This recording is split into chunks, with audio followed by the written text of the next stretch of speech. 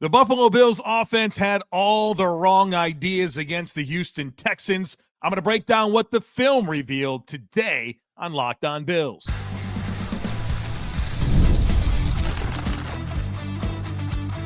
You are Locked On Bills, your daily Buffalo Bills podcast.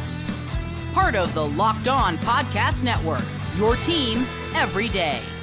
What's up, Bills Mafia? It's Joe Marino, author of the Herd Mentality Substack, co-host of the Locked On NFL Scouting Podcast, co-host of the NFL First Read Podcast, and I'm your host of Locked On Bills. Locked On Bills is a proud part of the Locked On Podcast Network, now the #1 sports podcast network. I want to thank you for making Locked On Bills your first listen every day, and a big welcome and shout out to our everydayers. You know who you are. Those of you who never miss a single episode, I appreciate y'all being here very, very much. Today's episode is sponsored by PrizePicks. Download the PrizePicks app today and use code LOCKEDONNFL to get $50 in lineups after you play your first $5 lineup. Well, folks, welcome in. It's time for my ALL-22 review from the Bills' 23-19 loss to the Houston Texans. I've studied the ALL-22 film, and I want to share my top takeaways with you today. We'll get into snap counts and studs and duds. We'll talk about all the phases of the team, but I want to begin with this offense, and in particular, the passing offense, where Josh Allen went 24 of 34 for 253 yards, no touchdowns, 2 interceptions. Faced a good amount of pressure, was pressured on 38% of his dropbacks, sacked 8 times, plenty of protection issues. Josh Allen ran into 3 sacks. You had some problems here. And in studying the film, what became very clear to me is that the Bills didn't have any margin for error against Houston. None, right? This is a really good, disciplined defense. And so things that the Bills can sometimes get away with offensively, they really couldn't. You can't have a quarterback turning down open receivers and searching for a little bit more down the field. You can't have protection issues. You can't have any of those types of errors, not to the degree of frequency that the Bills had against Houston. And Josh Allen is a creative playmaking quarterback, maybe the best the NFL has ever seen. And Houston features this disciplined defense that plays a lot of zone coverage. Now, they ran a little bit more man than usual against the Bills. I think there were close to 30% man, and they're typically about 18%, but you're still looking at 70% zone. And against zone defense, it requires your quarterback to be a little bit more anticipatory, anticipate receivers and throw them into some space, and it forces you to consistently make the right decision. And you can't be off, right? They're very, very disciplined. And what stands out to me about Houston, in addition to them being disciplined, is that they don't really do anything exotic. They have some nice coverage disguises, but it's not like they're blitzing you like crazy. They blitzed Josh Allen 15% of his dropbacks. But what this defense is it's connected. It is connected. It's all moving together. Watch it. Just watch it. Everybody's moving together. They know how to layer zone coverage. They squeeze routes. They leverage routes. It's a high-end unit. And you can tell the identity of what they want to be defensively is important to everyone on the field. That's a defense with an attitude. They have competitive strain. They contest everything. They battle for their run fits. They drive on routes.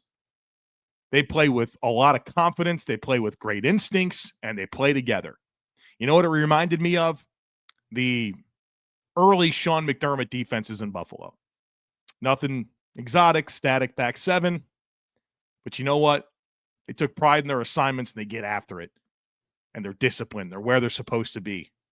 They're confident. They're flying around. And that took advantage of a Bills offense that's been unsettled all year.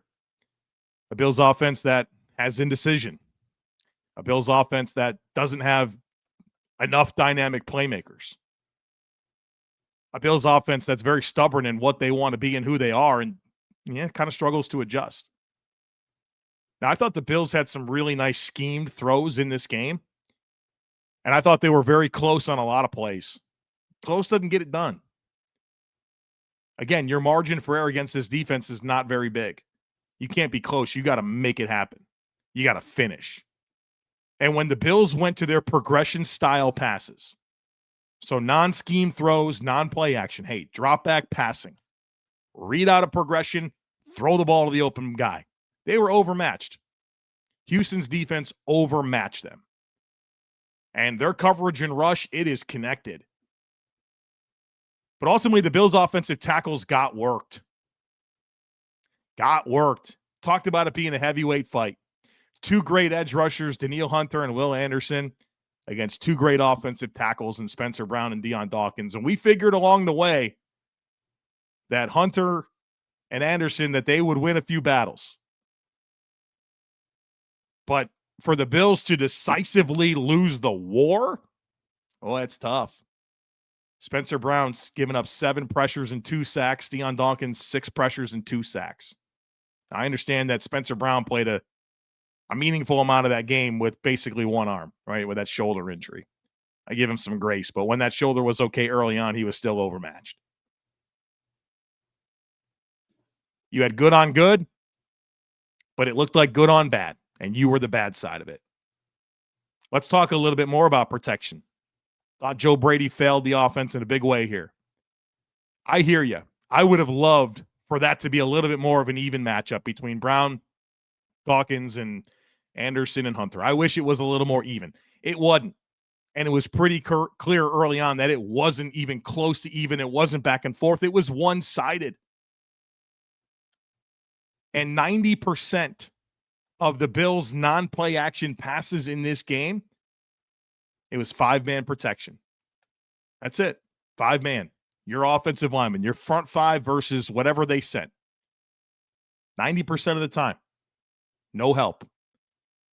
Which is actually higher than the season rate of 83%. They said, you know what? That's the best edge rushing group in the league. Let's help our offensive line even less than we normally do.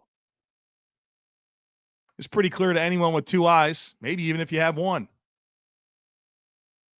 But the Bills' offensive tackles couldn't hold up in that game, and Joe Brady did nothing. Even when it was the backup right tackle in. Nothing. And he said in his postgame on Friday, he wished he would have done more with the protection schemes. Well, that's an unacceptable thing to say. You can't say that. The whole world knew the matchup. The whole world knew the matchup. The whole world saw the game. And your hindsight thought on Friday is, man, I wish I would have done more to help the protection. Well, come on. Like, in the heat of action, you got to be able to get this done. The progression style passing was just not possible to function. They needed the help. Bills made a ton of mistakes.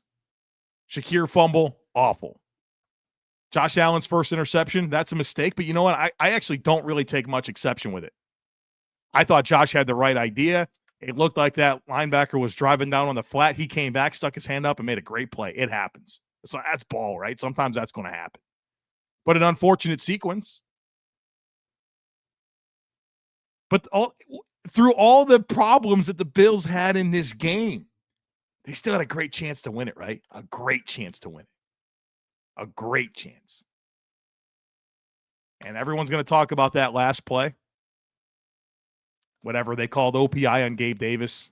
I think that'd be a really tough pill to swallow if the Bills complete that pass and it gets negated by that penalty. You look at Dawson Knox being open. I'm not sure that Josh Allen could see him. I don't think he could see him. I don't think his vision was able to get the ball to Knox. Palmer kind of carried his route a little bit deeper. Josh thought he was going to cut it off, and you threw a pick. I go to the play before that one, right? Of course, you have the Dawson or the Deion Dawkins false start, but the play before that was the ball that Will Anderson got his hands on. Josh Allen can get that ball up a little higher. That's to Shakir. Who knows? It's at least a first down, maybe a touchdown. Gabe Davis on the fade ball there at the end, pinned up against the sideline, couldn't get the second foot down. The Bills had great chances to win this game despite their own issues.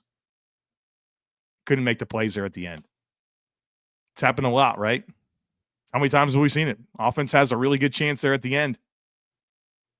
And maybe they shouldn't be in that spot because you wish the defense played better earlier or whatever you want to say to, but offense had a chance to get it done. They couldn't get it done. All right, I got a little bit more to say about the passing offense. I want to talk about mesh, right? That's been a big topic kind of coming out of this game. It's something I've talked a lot about before on this podcast. I want to talk about mesh, then get into the rushing offense where I think the Bills really, really blew it. I'll be honest with you, with their rushing offense. We'll talk about that, snap counts, then get into the defense. So folks, be sure to stick with me. This episode is brought to you by PrizePicks. The holiday season is one of the best times for sports. Bowl games, big basketball matchup, playoff pushes. It's all happening at once. And while we're all making choices every day, one of the most fun places to make the right call is on PrizePicks. PrizePicks is the easiest way to get in on daily fantasy. You just pick more or less on at least 2-player projections, lock in your lineup, and you're in the game. It's simple, it's fast, and available in 45 states, including California, Texas, Florida, and Georgia. I love that you can create a lineup very quickly. It takes less than a minute, and the app makes everything very, very smooth. It's a very intuitive process, and there's a huge, unique range of stats that you can pick from, like fantasy score or field goals attempted or free throws made, turnovers, whatever fits your strategy. Plus, deposits and withdrawals are quick and easy, which keeps everything flowing. So download the PrizePicks app today and use code LOCKEDONNFL to get $50 in lineups after you play your first $5 lineup. That's code LOCKEDONNFL to get $50 in lineups after you play your first $5 lineup. PrizePicks, it's good to be right. All right, let's talk about mesh. Mesh is a passing concept where you basically have a player from one side of the formation and a player from the other side of the formation.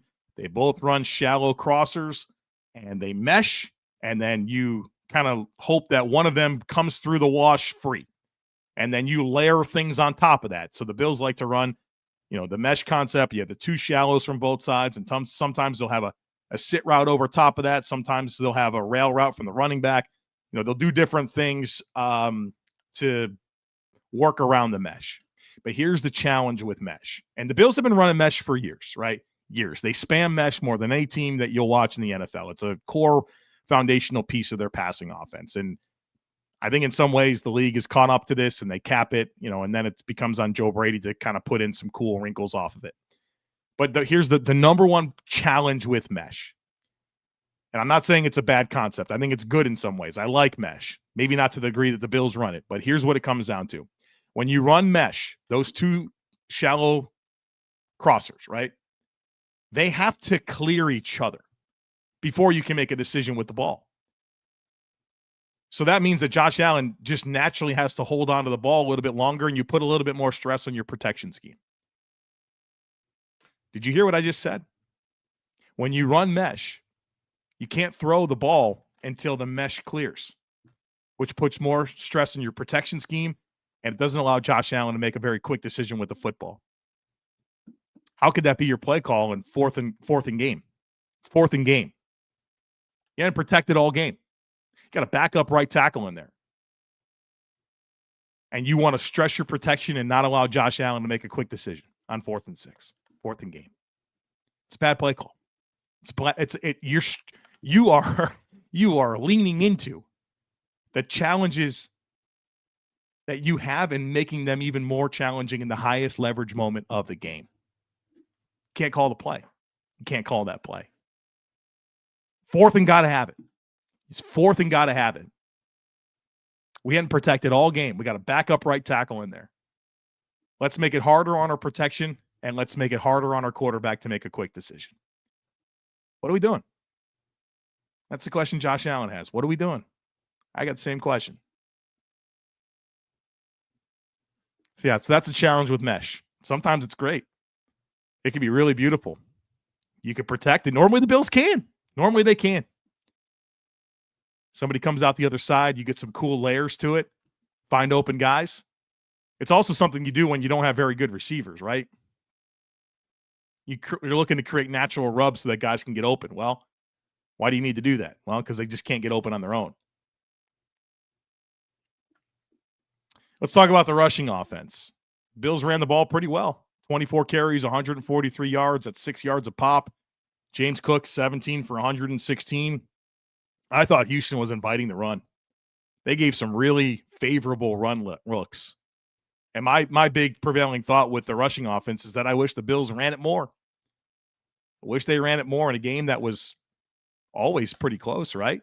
It's not like the Bills led for too much of it, but it was always a pretty close game. It never became a game where you had to throw the ball a ton, which was super shaky. But they gave a ton of light boxes and neutral boxes. In fact, on 74% of James Cook and Ty Johnson's runs, so you had 17 runs for James Cook, you had 2 for Ty Johnson, 74% of them, it was 7 or fewer in the box. And the Bills had a 73% success rate on zone runs. Like, there was some great opportunities, and there were some very successful runs. Kyle Krabs texted me during the game. I think it was probably in the middle of the second quarter, maybe early second quarter. And Kyle and I really don't text that much during football games, especially when our individual teams are playing. And Kyle sent me this text message. He said, Houston is playing with a ton of air, A-I-R, air, in the front seven tonight. Light boxes, wide alignments. They're playing with fire. He said the Bills will finish with 200 rushing yards and 3 touchdowns at this point. Not quite how it finished, huh? The looks were there. The looks were there. They needed to run the ball more. They needed to run the ball more. I know you want to lean into your playmaking quarterback, but you also got a paid running back. And in some ways, a very paid offensive line. 4 of your 5 starters are paid. It's okay to run the ball, especially in that game where you're not protecting well. Didn't have the right ideas. Spamming mesh, you can't protect. Not running it enough when they're inviting you to run it. Having success running it, still not doing it. Some cool moments, right? We'll always remember the 4th and 27 lateral. What a great play. We'll forget it, though, because it doesn't matter. The Bills lost the game. Just like Jordan Phillips in the AFC Championship game, one of the greatest defensive plays you'll ever see. Nobody's going to remember it because they couldn't finish the game. Had some great opportunities. Couldn't finish. That's what it comes down to, right? Just couldn't finish. 0 for 2 in the red zone. The only time you scored was on a kick return touchdown and from 45 yards out. You really couldn't finish drives. You had some good chances to do it. Offensive snap counts, the Bills, 66 snaps of offense. Josh Allen on the field for all 66. At running back, James Cook, 36 out of 66 snaps. Ty Johnson, 23. It's nice to see Ty Johnson ramp up a little bit. He helps his team. He's a good player. Ray Davis, 6 snaps. Reggie Gilliam, 11. At receiver, Khalil Shakir, 44. Ray Davis, 36. Or excuse me, not Ray Davis. Gabe Davis. Well, I got to recalibrate myself. When I see Davis, that's what I have down. Davis, 36. I got to remember that there's a Gabe now. Gabe, 36. And I really appreciated Gabe again in this game. I thought the completion that he had on the left sideline against Kamari Lassiter, where he's pushing vertical, runs a deep comeback. That's an awesome route on the linear plane. Push vertical, get into that blind spot, work back down, create a ton of separation, and the chemistry was beautiful, right? It looked so much better than when they try to run that to Keon Coleman. And then Gabe Davis, his for love of the game routes are pretty awesome. He runs a lot of picks, and he'll do a lot of different things that are designed to get other people open, and they do. And he's a helpful player for sure. And it's a very, very stark contrast between him and Keon Coleman out there. Bills' offense is better because Gabe Davis is on the field. Josh Palmer, 33 snaps. Elijah Moore, 27. Tyrell Shavers, 26. Tight end, Dawson Knox, 57 of 66 snaps. Spencer Hawes, I did it again. Jackson Hawes, 22 snaps out of 66. Kalecki Letu off the practice squad, 8. Alec Anderson, 1. The offensive line, the middle 3, Edwards, McGovern, Torrance played all 66 snaps. And Deion Dawkins played 62. Remember, he left for a concussion check. Spencer Brown, 53. Ryan Vandemark, 17. I wish that Spencer Brown played a lot less. They let him play through that shoulder way too long. And I understand those are great edge rushers. But you got one hand, man. He's got one hand, one arm against great pass rushers. I know Spencer Brown's a great offensive tackle, but with all due respect, he's not that great with one arm. All right, we'll talk defense on the other side of it. And let me say this before we get into the defensive conversation. Don't let how good they finished in the second half distract you from how bad they were in the first half. We'll talk about that here next. Get to studs and duds, so folks be sure to stick with me. The NFL season is here, and honestly, there's nothing better than being in the stadium surrounded by fans cheering on your team. But let's be honest, getting tickets can be a hassle. Between queues, login screens, and prices jumping at checkout, it is frustrating. That's why I use GameTime, the app that gives the advantage back to fans. GameTime is fast, it's easy, and it's backed by the GameTime guarantee. You're always going to get 100% authentic tickets delivered on time and at the best price. Plus, all fees are included, so the price you see is the price you pay. The app makes everything super simple. I love that you can even see the exact view from your seat before buying. Honestly, it's faster, it's cheaper, and it's less stressful than any other way that I've purchased tickets. So download the GameTime app, create an account, and use code LOCKEDONNFL for $20 off your first purchase. Terms apply. Again, that's promo code LOCKEDONNFL for $20 off. Swipe, tap, ticket, go. Download GameTime today. Welcome back, folks. Reflecting on the Bills' 23-19 loss to the Houston Texans. It's our all-22 review. On Saturday, I sent out over an hour of me breaking down these plays, going through the narrative of the game, showing all the big plays, showing things that stood out to me schematically. I sent that to anyone who has a Subtext or a Substack subscription. If you're part of our Substack, you get extra film and written content from me 3-4 times a week, sent right to your email box. If you're part of our Subtext community, you get text messages from me all week long, where if there's Bills news, I'll send it to you with my reaction. I give you in-game texts. You also get access to our all-22 film clips. Like I said, over an hour of me breaking down these plays. Had a lot to say about this one.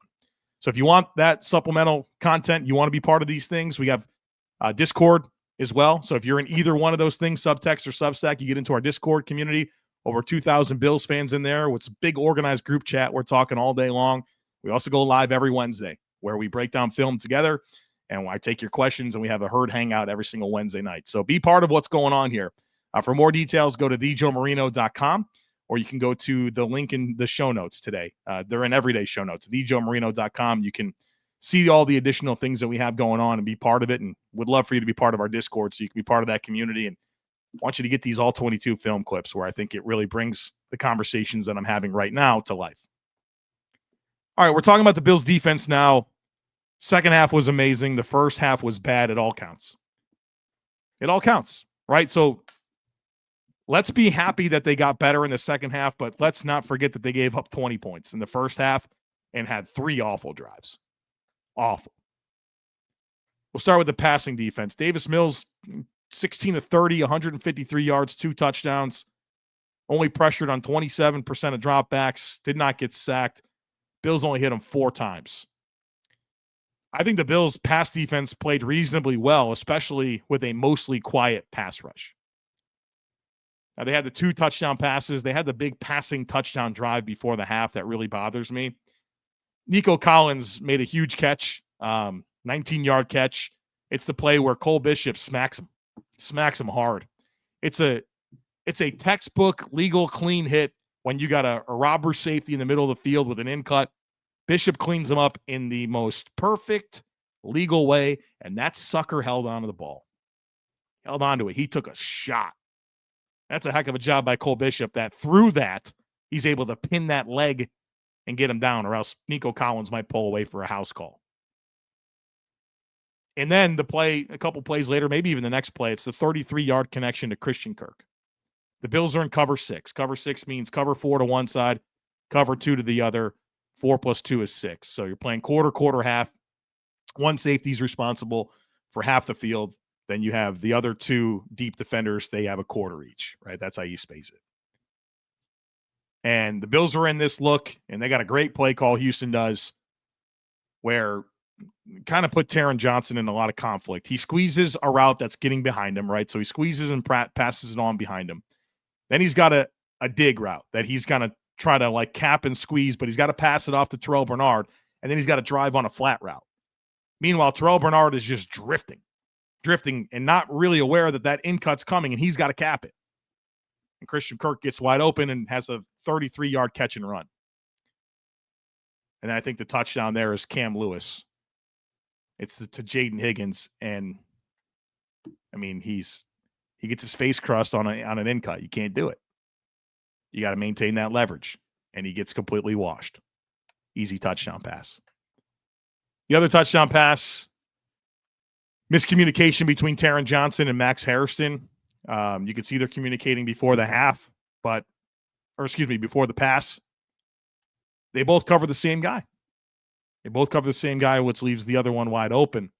I think they were anticipating there to be a switch release between the two receivers, and they both kind of faked like they were going to, but then they didn't. And that forced, for whatever reason, both Hairston and Johnson to drive on the outside player, and the inside player was wide open. So I don't know exactly who was wrong, but between the two of them, major communication breakdown. But for a pass defense that really didn't have much in the way of pass rush, and Davis Mills got the ball out really quick, I was pretty impressed with the pass defense. Again, I'm massively concerned about the pass rush. I think it's completely depleted. It's just the tease that we got in that Kansas City game with Hoyt, what we saw from Ed Oliver, and now you don't have either of those elements, and Joey Bosa's playing on one hand. You don't really have it. 3 weeks in a row of pretty much non-existent pass rush. Rushing defense, they give up 26 for 108, 4.2 yards a pop. Boy, they got so much better in that game, right? It was ugly early. You thought the Texans were going to run for 300 yards against the Bills. Well, they don't even get to 4.5 yards per carry. They hold them to 108 yards. The Bills' rush defense, for the most part, was really, really good, except for early on. And there was a couple drives early on where Houston just pounded the Bills into oblivion. And there were 3 players in particular up front that were awful, but none more awful than Jordan Phillips. 52, just getting pushed all over the place. And I don't know, like I've watched Jordan Phillips for years now. And he's always been a pretty bad run defender, but he's especially bad right now. And to me, that just makes it so phony with his energy that he tries to bring and pumping up the fans. It's like, dude, how do you reconcile the way that you get blown off the ball? How do you reconcile that and feel like, you know what, I'm the guy that needs to be the energy provider? And I'm sure that's a big part of what he brings to the team. And I'm not saying it's not meaningful. But, dude, you got to look yourself in the mirror. You can't be getting blown off the ball 8-10 yards and try to be the tone setter. Like, the tone setting that you're doing is getting blown off the ball. Like, what's the point? This guy's kind of a joke, right? Like, he's on the wrong side of 30. He won't even play for another team. And he's getting blown off the ball. Like, what's the point?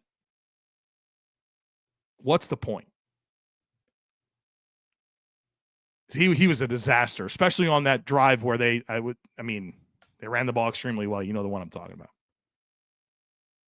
Back-to-back plays, just blown off the ball, 10 yards. I thought Deion Walker, for the majority of the game, was really good, but on that particular drive, he was just like Jordan Phillips, getting blown off. Again, I thought he got a lot better as the game moved along, no question. And then TJ Sanders out there trying to play defensive end is a joke. It's an absolute joke. You drafted this guy in the high second round, traded up for him to be a defensive tackle. Ed Oliver is not available to you. Like, the player that you would think TJ Sanders can come in and replicate what you were getting, you're playing him at friggin' defensive end. He can't play defensive end. I don't understand this. It's not helpful to him. It's not helpful to the defense. So why is it happening?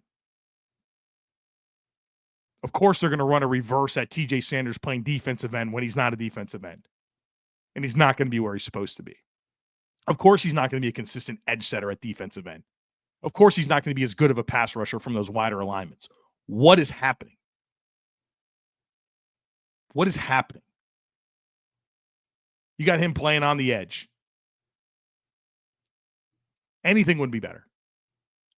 Because I want TJ Sanders playing where he's supposed to play on the inside. I take great exception with that. Defensive snap counts, 59 defensive snaps. Greg Rousseau, 44 of them. You certainly hope for more there, right? Going up against that, a couple of bad tackles, in my opinion. Quiet.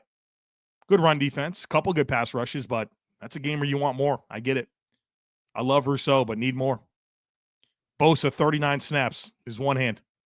I mean, I'm just going to keep saying it. Watch him play. He doesn't have access to his other hand. A.J. Epinesa, 24 snaps. He's doing that thing where he's awesome for like the first 10 or 11, or maybe not 10, first few games, and then he just disappears. TJ Sanders played 16 snaps. Only 2 of those were inside reps. Javon Solomon, 5 snaps. A defensive tackle, Daquan Jones, 31. Deion Walker, 31. Jordan Phillips, 23. It's 23 too many. Larry Ogunjobi, 22.